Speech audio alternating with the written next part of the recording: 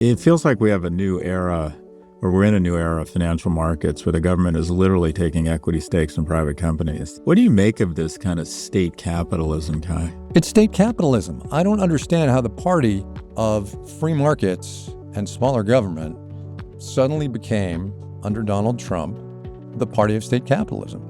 And we all know that had Biden or Obama done it, Washington would have exploded. It would have just been, he would have been impeached like 3 days ago. I'm not sure it's a healthy thing for the general economy. And I know it's not a healthy thing for the government of the United States to be so heavily vested in state capitalism.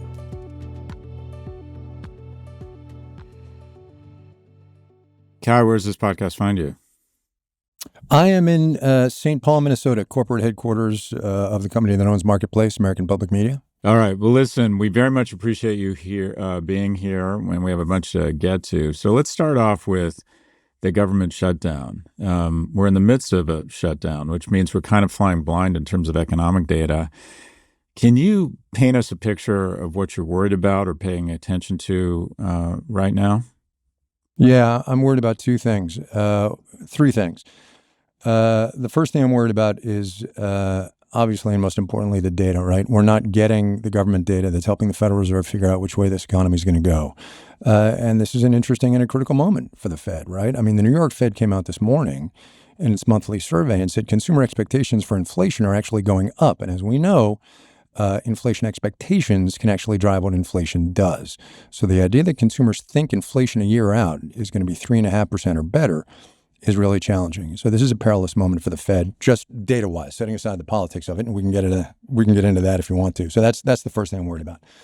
Second thing I'm worried about now with this shutdown, of course, federal workers, but federal workers who are on the lower end of the income spectrum, right? Because they're the ones who've been getting whacked. Low-income consumers have been getting whacked by the tariff pass-throughs that have happened already.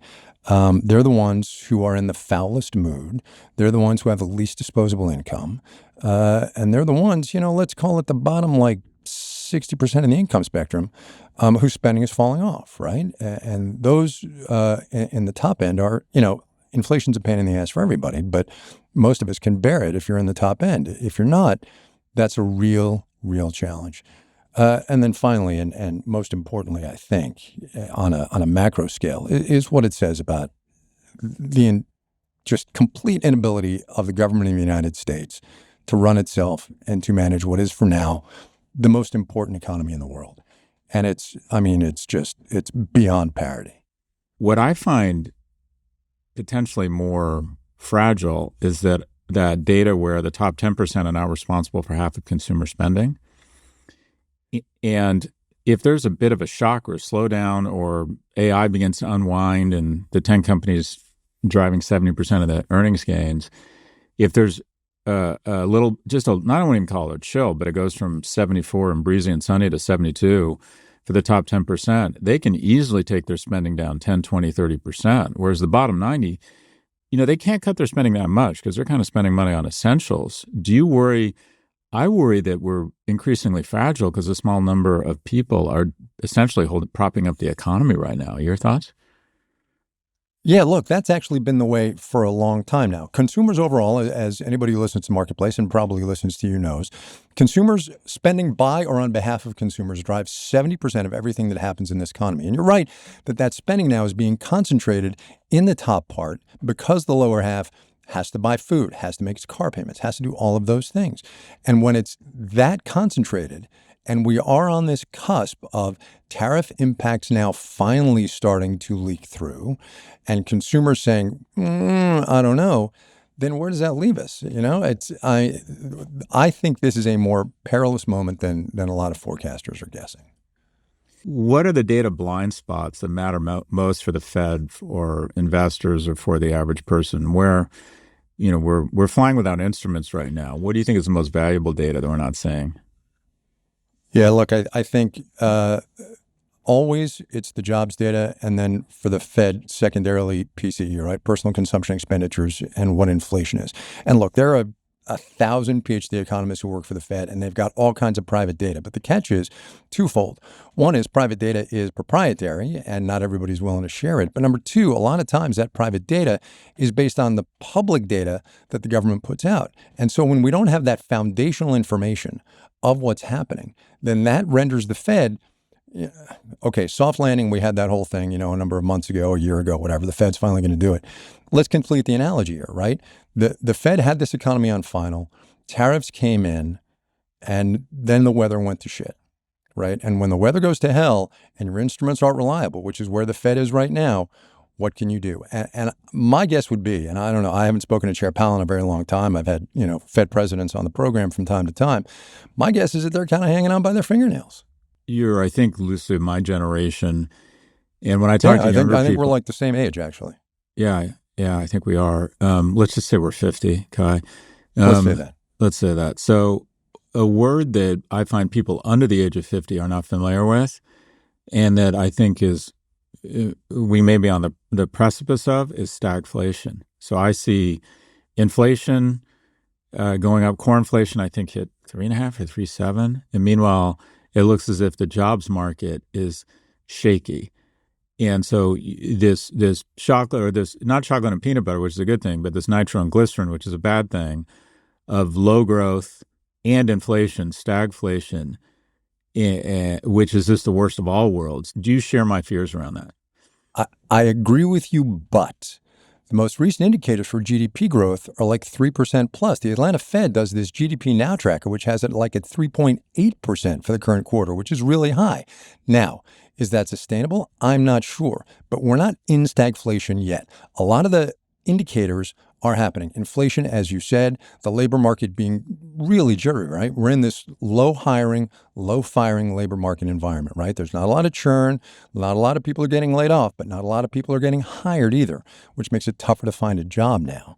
So we've got 2 out of 3. And I think the real question is what happens with economic growth in this quarter and then first quarter of next year, and where that winds up sticking. Do you worry, and I'm asked this, I really don't know the answer to this question, is that 3.8 number juice because imports are taken out of GDP growth, and because imports have dramatically decreased, that number is somewhat artificially inflated, if you will?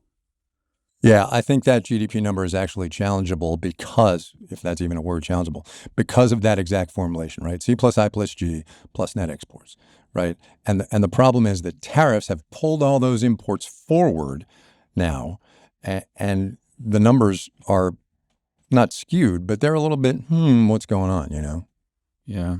Let's talk about tariffs and trade. There's been talk of a potential bailout for American soybean farmers who've been completely thrown under the bus by Trump's tariffs. Hill Republicans estimate Trump could need to send as much as $50 billion to farmers hit by his own tariffs, roughly half the revenue raised from those tariffs so far. Can you walk us through the economics here and what's actually happening to farmers? Yeah, they've absolutely gotten shafted. That's the economics of it. Look, we've got a soybean farmer out in Iowa that we talk to not infrequently, and I had her on about 2 weeks ago. She has 0 orders. She's fine sort of corn-wise, right, because there's lots of other uses. But the American soybean farmers have had 0 Chinese orders. It used to be the biggest market, right? And now, because of the president's trade war, the Chinese are not buying American soybeans anymore. They're going to Brazil and other places. So all these soybean farmers now are looking at a market catastrophe, truly, because their largest market has disappeared because of the president's policies. So here's what's happening. We have now a heavily tariffed environment. Let's all remember that tariffs are taxes on American consumers and businesses. It's not China that's paying the tariffs. It's not Canada that's paying the tariffs. American consumers and businesses are paying the tariffs. It is a tax. So all that money is going into the Treasury without congressional authorization, by the way. It is taxation almost literally without representation. So that money is now in the Treasury. The president is going to, and in ordinary times, of which we are not in, the president would need congressional authorization to get these bailouts to the farmers. The president's going to take some of that tariff money and redirect it to farmers so that we don't have that American farming catastrophe. It is a crisis completely induced by the president, the pain being borne by American farmers who are now being subsidized by the taxes that are the president's tariffs. It's the most bizarre circular logic you're ever going to find. And my sense is, I mean, this is sort of starting a fire and then charging taxpayers for the cost to put it out, right? It's just a circular, doesn't make any sense. Did these farmers ever have viable businesses? Have we not been propping up these farmers? And also on the back end, my sense is this business is not coming back. Even if we were to restore or do away with the tariffs, China has established secure supply routes or sourcing from Argentina and Brazil, as you referenced. The bottom line is the American soybean farmer is going to be a thing of the past. Yeah, so look, American farm policy for the past 80 years is a conversation for a whole different podcast, and I'm not well-versed enough. But I can tell you those markets are, as you say, never, ever coming back. And my corn and soybean farmer in Iowa knows it. I talked to a corn farmer in South Dakota. He knows it. So now they're looking for these markets. I mean, April Hemis is a woman I've been talking to for honest to God, it's been 10 years. She's been on this land since she was a little girl, and now what's she going to do with it? And American farming is challenging in the very best of times, right? It's brutal and it's hard and you are at the mercy of so many elements. And now they're at the mercy of the President of the United States. Trump announced new tariffs on movies, furniture, and other imported goods. How far do you think he has to go before he totally alienates his base here? So you forgot trucks, by the way. He came out like yesterday, medium and heavy trucks now, 25%. This is the question I've been asking almost since the beginning, and it's twofold. One is, what's it going to take to make people realize what is happening, right? And the corollary of that is for our leaders and for our elites in academia, law, business, take your pick. How long will it take them to realize they are on the wrong side of history? Because we're less than a year in. And one imagines that it will end because it has to. The question is, what's the forcing function? What's it going to take for people to understand what is happening here? And this is a much larger conversation than just the economy, right? But I bring it up because the institutions of this economy, all of them, depend on the institutions of this democracy. Rule of law, transparency, fair regulation, the right of recourse when wronged, all of those things. And if people don't understand that that's what's under threat, how do they expect the economy to survive, right? There was a statistic out this morning. Foreign-born students it's just cratered this fall because of the president's immigration policies and for his conversations and conversations is putting it very charitably, what he's doing to higher education. Immigrants to this country, look, immigration is a labor market problem, but it's also a source of innovation and dynamism and intellectual vigor that we are now not getting because the institutions of this democracy are under fire. And I don't know about you. I've actually been struck at how resilient the economy has been. I would have thought if someone had laid out these policies, I would have said, wow, that recession, here we come. And it appears that, I must think of that analogy that, 2/3 of a iceberg's mass is below the water. And one of two things is happening. Either we're wrong about the president's policies and they're not, there's some merit to them. Or two, the reality is that the American economy is this juggernaut that, quite frankly, it's like, don't bother me. I'm just going to continue to grind on. And have you been surprised at how resilient the American economy has been? I am completely surprised. But there's a couple of warning signs, right? First of all, I'm obliged to say here, and as you know, the stock market is not the economy. And the stock market is not being driven by economic fundamentals right now. It's being driven by AI spending to the tune of hundreds of billions of dollars. And whether or not that's sustainable is, I think, very much up in the air. You're far more versed in that than I am. The American economy is a $29.9-ish trillion beast. And so the tariff impact so far has been relatively small. It's the uncertainty, I think, that's actually been driving the small businesses saying, I don't know if we can do this. We're going to have to raise prices. And then that trickles down to the consumers. But I think there's another thing that's happening here. And the president and his cabinet officials will tell you the president's they give three excuses for the tariffs, right? One is to revitalize American manufacturing, one is to generate revenue, and the other one is to protect American jobs. The problem is that you can't do all three of those things at the same time. Because if you revitalize American manufacturing, then we're going to start importing less and you're going to have less revenue. We haven't got the workforce that wants to do a lot of the jobs that the president is trying to protect. He announced furniture tariffs like 10 days, 2 weeks ago. I was talking to a furniture guy a week ago in North Carolina, which used to be the hub of American furniture manufacturing. And he said, there are not 5,000 woodworkers that I can hire to make my high-end furniture. They just don't exist in this country anymore. And so the president is trying, and this is not my original thought by any means, the president is trying to take us back to an economy of the 50s, 60s, and 70s. And the world isn't that anymore. It's just not.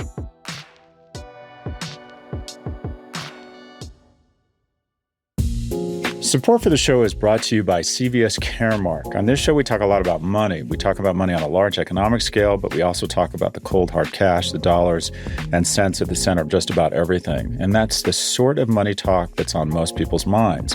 How are they going to access and pay for the things they need? Like prescription drugs. CVS Caremark plays a vital role in the healthcare ecosystem by helping to ensure coverage of medications to their clients' plan members at an affordable price. Interested in more affordable care for your members? Go to cmk.co/stories to learn how they can help you provide the affordability, support, and access your members need.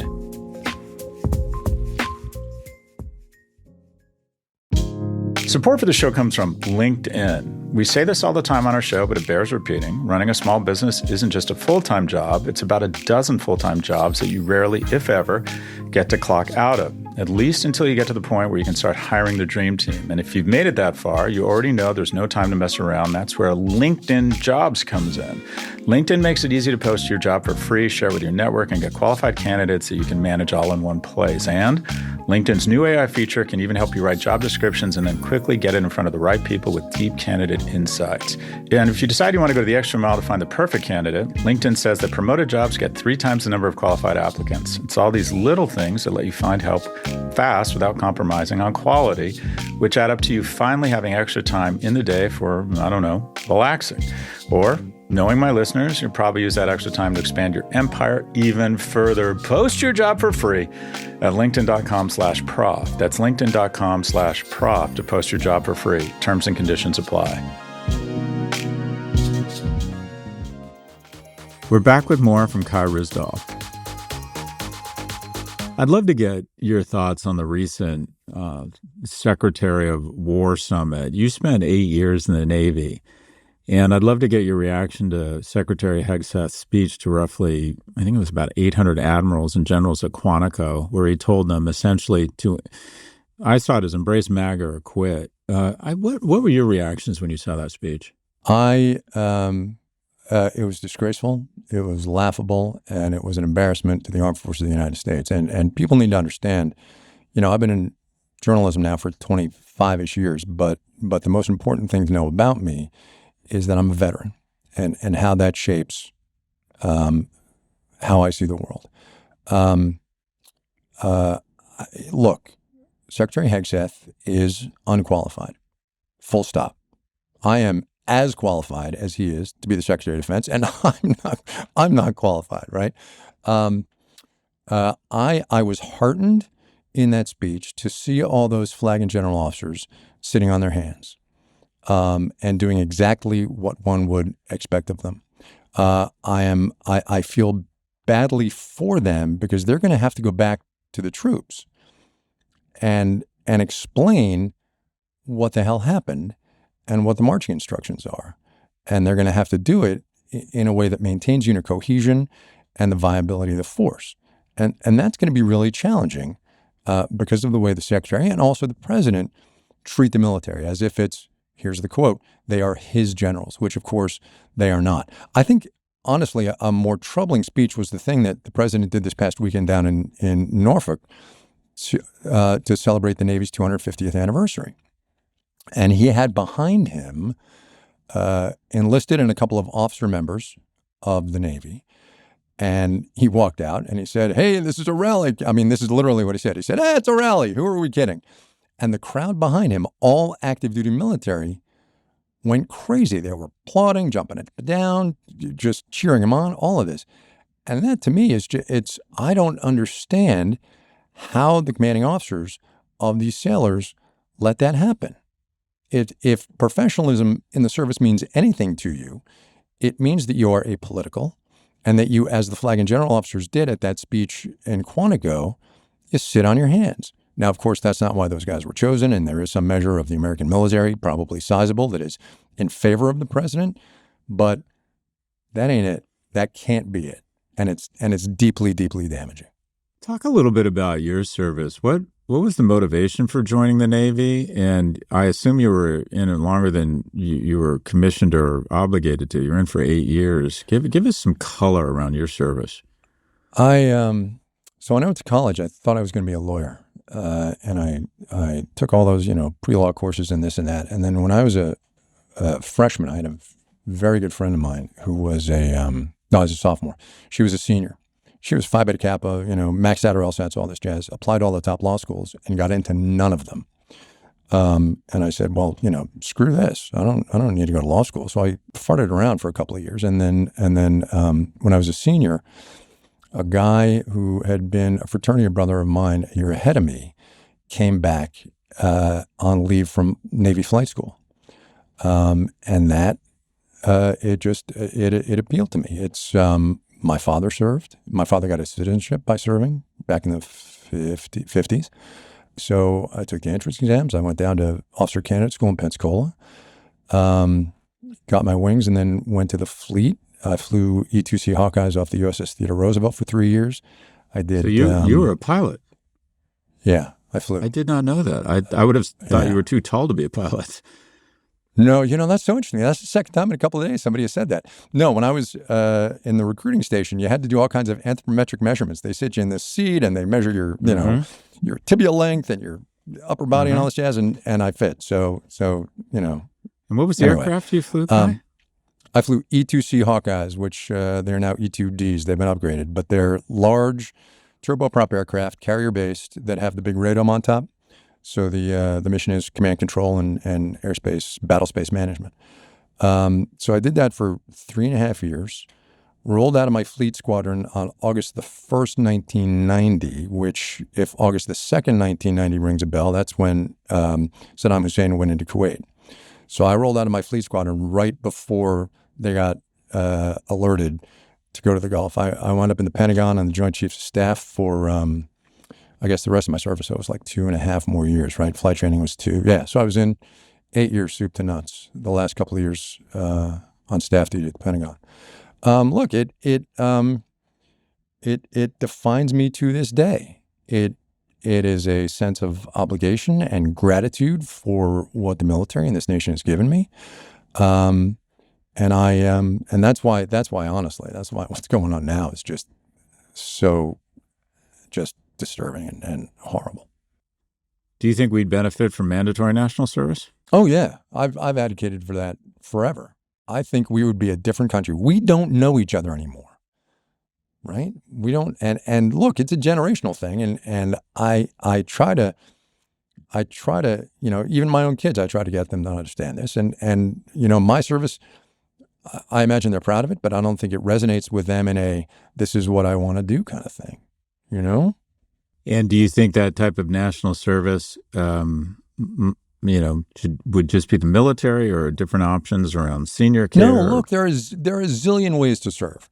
Teach for America, AmeriCorps, what have you, right? In fact, we don't have the capacity to accept all the national service volunteers that we have. Our programs are not big enough. We have more volunteers than we can take. Right, setting aside the military, let's not make it a draft, right? Because that just complicates the issue in a zillion different ways. But if you're just looking at national service, we don't have the infrastructure to support all the volunteers who want to do something for this country. So obviously we would have to spend money, and Congress would have to appropriate, and we'd have to get all the programs up and running. But I believe it's a worthwhile national goal because, as I said, there's the gap in our knowledge of each other is enormous. And that changes who we are as a society. And look, I don't think you have to look any farther than the current political environment to see that.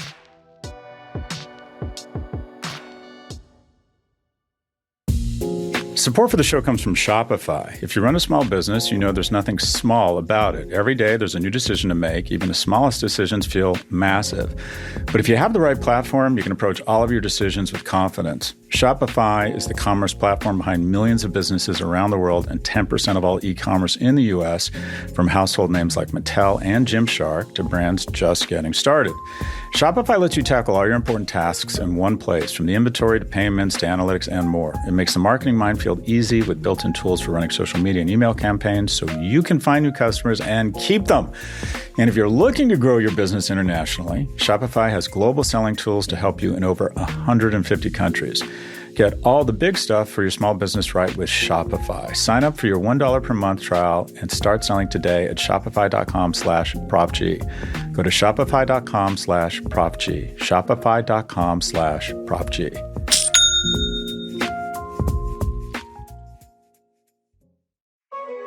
Support for the show comes from Silicon Valley Bank. Silicon Valley Bank is deeply embedded in the company's products and services that form the innovation economy.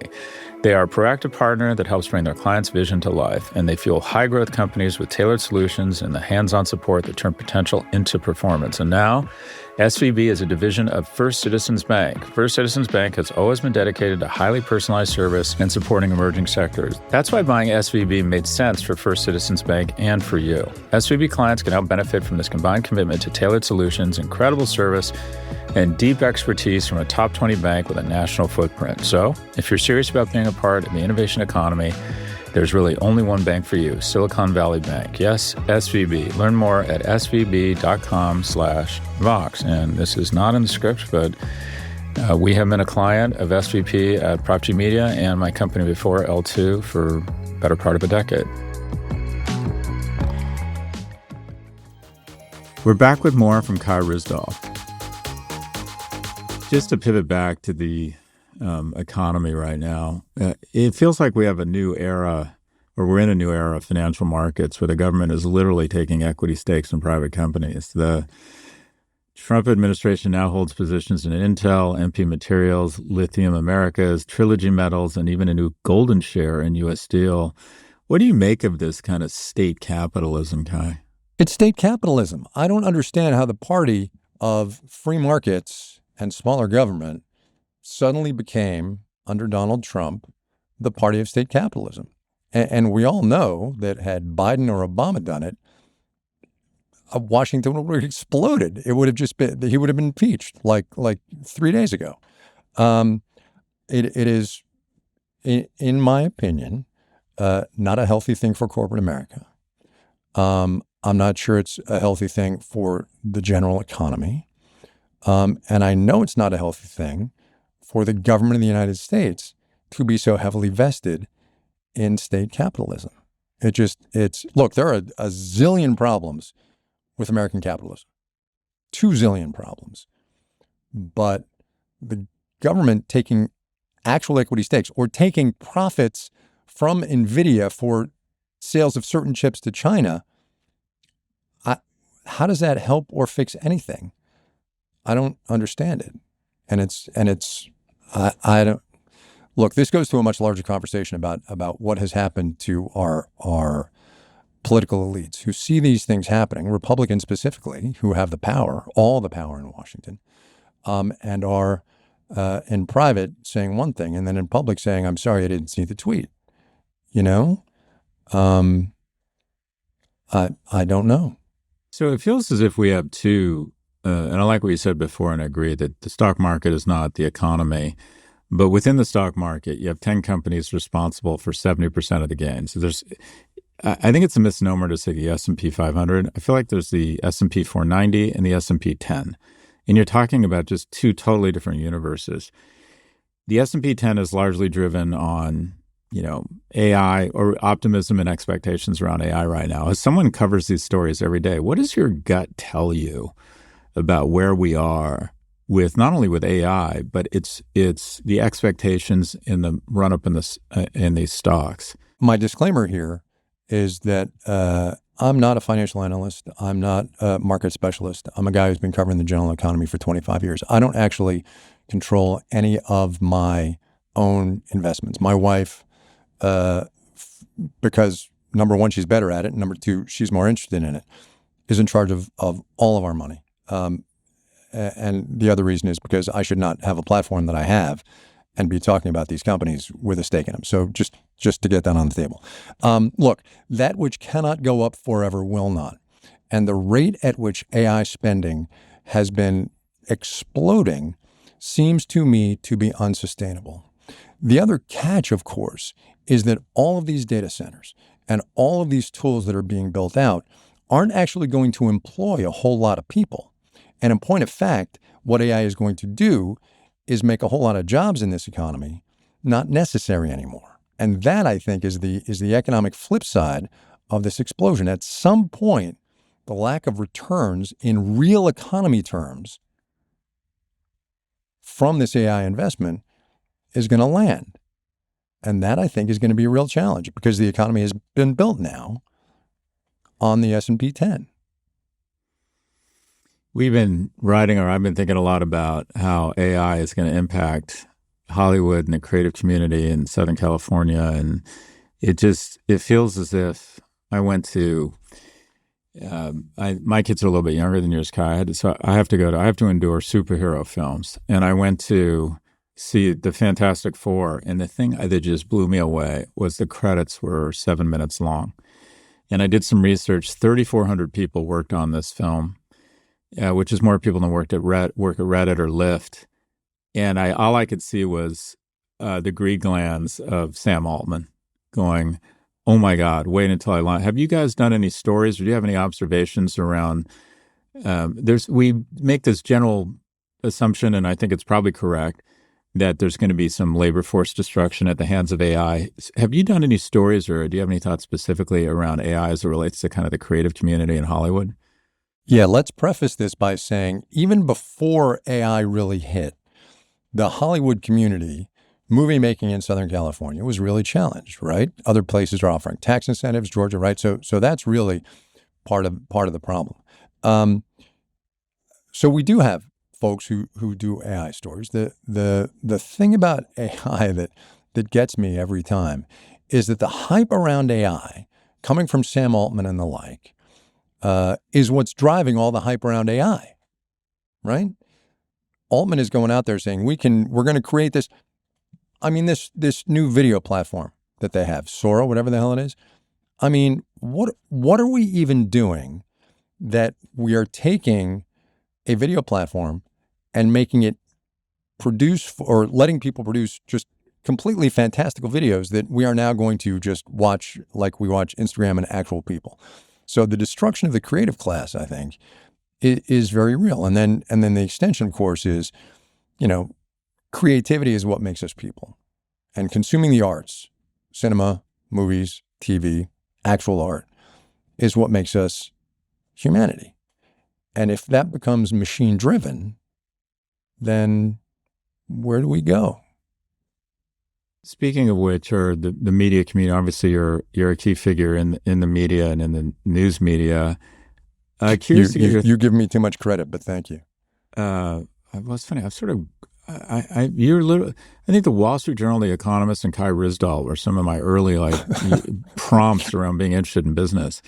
Any thoughts on the Ellisons acquiring Free Press and Bari Weiss being appointed editor-in-chief of CBS? So, look, there's a whole rant to be had on the media and what it means in this moment. Consolidation of media power is in and of itself challenging to a democracy, right? Look at Jeff Bezos and his personal ownership of the Washington Post and what it has meant for that once great paper. The idea that Ellison now controls a major movie studio and one of the big three broadcast networks, even though broadcast television is in secular decline, and he's appointed Bari Weiss, an opinion journalist as its editor-in-chief. I mean, I can't imagine what it's like actually inside CBS News right now. I imagine, she gave this speech this morning. I don't know when you guys are going to drop this pod, but she gave this speech this morning introducing herself to the CBS News staff. And I have to imagine eyes were rolling all over the place. Because this is such a perilous moment for this democracy, the importance of accurate, fact-based, not afraid to use actual words for what's happening, journalism is critical. And you see the New York Times slowly turning the corner from false claims to lies, just for instance. A credulous media will be the death of this republic. It really will. Because unless we're actually willing to say what is happening, and as a federal judge said the other day, the president's position is untethered from the facts, speaking about Portland, unless we're willing to say that in our journalism, we are failing this democracy. So just a couple I'll put forward a couple theses and you respond to them. I think a lot of people see the free press as being a necessary counterweight to what has become an increasingly progressive media complexion that sometimes has its own issues with the quote unquote the truth, because the truth sometimes is not, I don't know, fit into a progressive orthodoxy. Any thoughts on that? So look, I think the mainstream media, for lack of a better phrase, is generally progressive. But I think it is also blinded and hindered by its centuries of journalistic convention, which has led it now not to call a lie a lie. We're slowly making that turn. And look, this applies to marketplace as well. But it is incumbent upon us to broaden our horizons at a time when, sorry, that's a stupid phrase. Broadening horizons is a trite phrase. It is incumbent upon us to actually say to our listeners, our viewers, and our readers what is factually happening, as opposed to some euphemism. To the point of the free press in particular, look, free press and small c conservative, traditional conservative media is fine. But when you have propaganda outlets that are operating under a tenet of, oh, we're just doing journalism from a conservative perspective, that's not what is happening, right? You are not actually doing journalism. You are carrying water for an element of the body politic that is seeking to deceive and to manipulate the people of this economy and this country.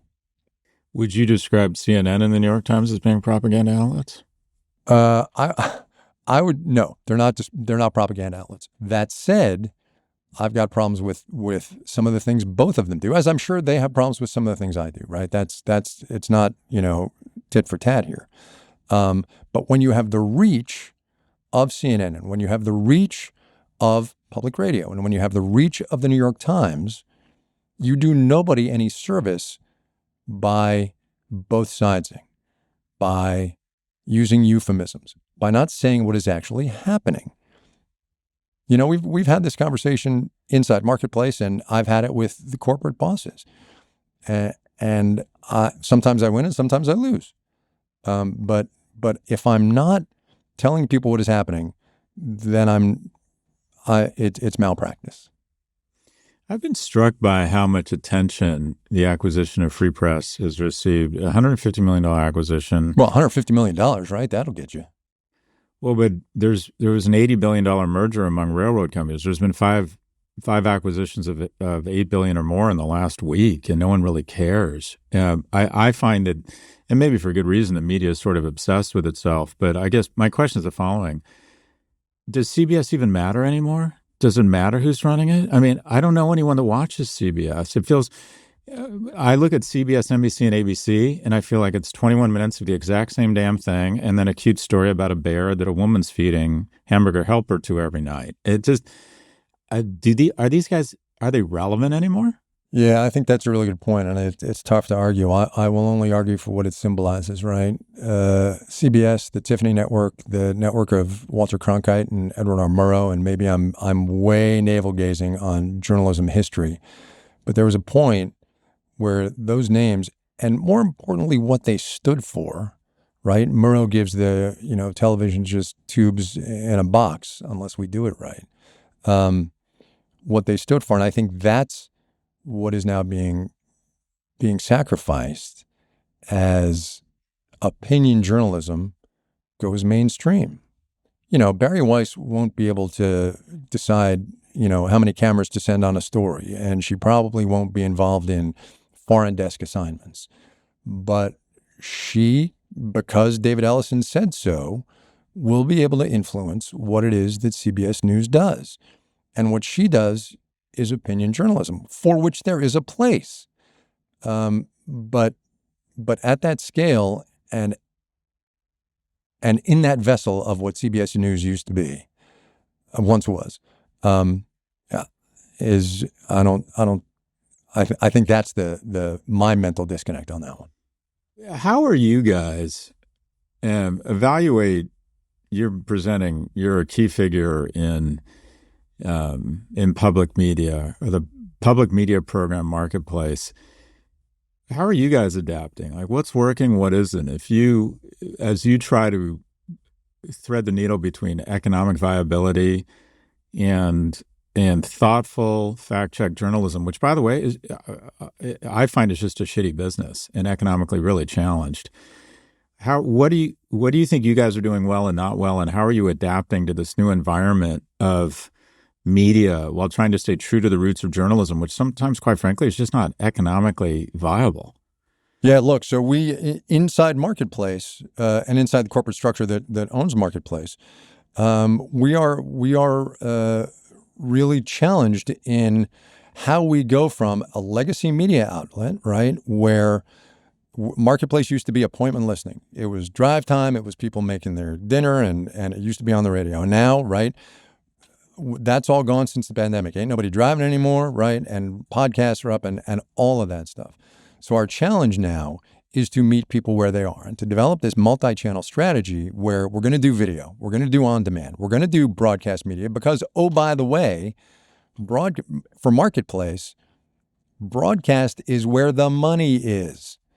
So the challenge now for me, and if my corporate bosses hear this, well, we'll see what happens. But the challenge now for me is, and meaning the larger Marketplace enterprise, is to convince our parent company that investment in Marketplace, as we make this transition, for which we are late, by the way, to a multi-channel operation, will pay returns that will make up for the loss of broadcast revenue, right? Our broadcast revenue is up here, our on-demand revenue is down here, and we clearly need to change that. We need to stabilize it and equalize it, or it needs to go like this. And those are the conversations we're having, right? I mean, I'm on a trip to corporate HQ now to talk about philanthropy and development and donations and all of those things, because the public media news model, set aside for a second the rescission and the withdrawing of funding for the CPB, public media right now is in a really challenged space as we make this transition to multi-channel, on-demand, and video from a legacy broadcast outlet.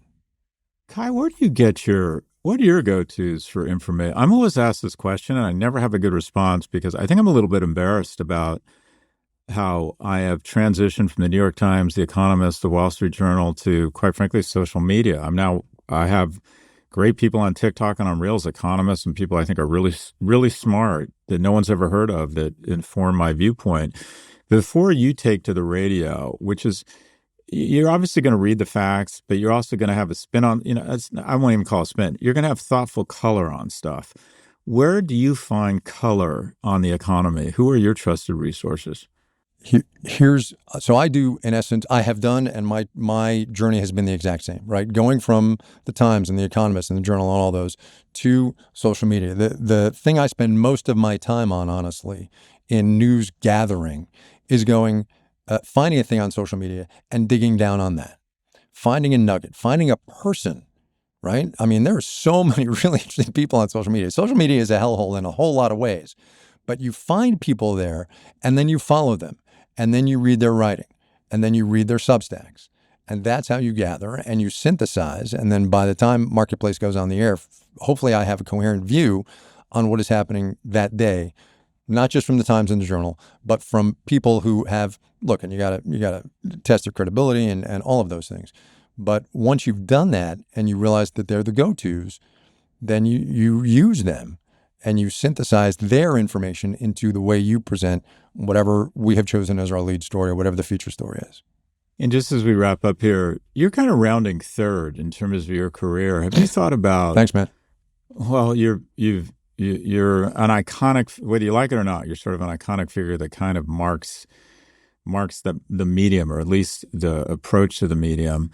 What professionally, well, I'll say, and personally, what I've been thinking, and there's a lot of this is projection because I'm just so fucking freaked out about being 60. I can't stop thinking about the fact that it's, we're not on the back nine, we're on the 18th hole is the way I see it. And like, what have you thought about professionally? What boxes are left for you to check? And also, if you're comfortable, like personally, I think you guys are now empty nesters, right?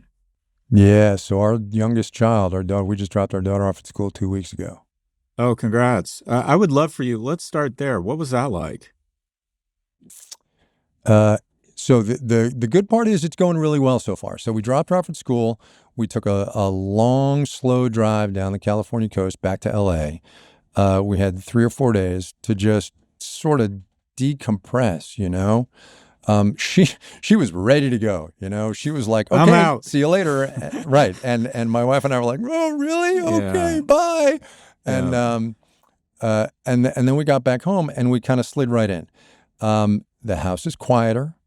We are not buying as much food, which makes total sense. But we've been parenting kids for 27 years. Our refrigerator has been stocked. I have 3 boys who are, just ginormous eaters. So the amount of food in the fridge is just shockingly small. But the mental change to the 2 of us is going really well, I think. It's we are rediscovering how to be a couple again, with kids bopping in and out every now and then. On the professional front, as I like to say to the kids when they were little, Dad, what do you do? And do you know this? And are you a celebrity and all that? I'd be like, you know what? I'm a pretty big fish in a very small public media pond. So the next chapter now, I figure I've got 1 left, maybe 2 if I play my cards right, is increasingly on my mind. Where do I go from here? I am indelibly associated with Marketplace and the Marketplace brand, which, to be clear, is a privilege and an honor, right? I'm super proud of the work I've done at this program for 20 years, 25 in the shop. Now where do I go? What do I do? And not to, I don't need to blow smoke up your ass, but I'm always impressed when I listen to you talk about your career path, about how you bet on yourself. And that's my challenge now, is to bet on myself and figure out where I'm going to go. Kai Ryssdal is the host and senior editor of the public media program Marketplace, the nation's most listened to show on business and the economy. So anyways, brother, thanks very much and keep on keeping on. Thank you. Good to talk to you.